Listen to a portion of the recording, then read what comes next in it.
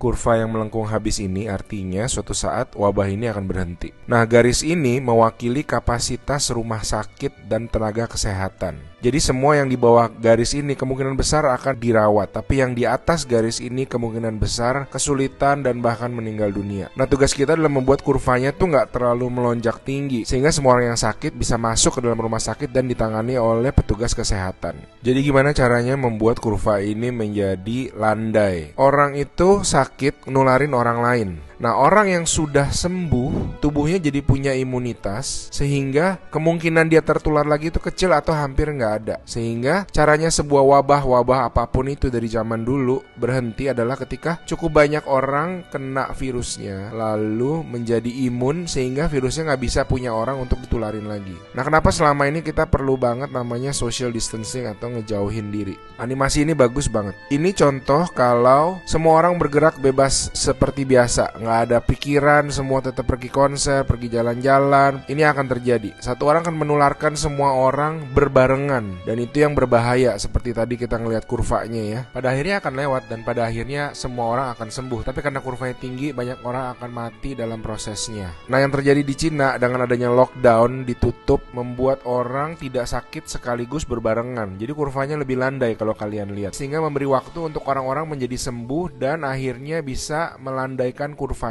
Nah, sekarang kita lihat kalau kita lakukan namanya social distancing, yaitu kalau nggak harus banget nggak usah pergi keluar, kalau nggak penting-penting banget nggak usah ketemu temen, nggak usah ada social function, semuanya ditunda dulu. Kita lihat apa yang terjadi. Nah, bahkan ini ada simulasi satu lagi. Kalau social distancingnya itu benar-beneran ekstrim, orang nggak boleh keluar, ada jam malam dan sebagainya. Ini yang terjadi.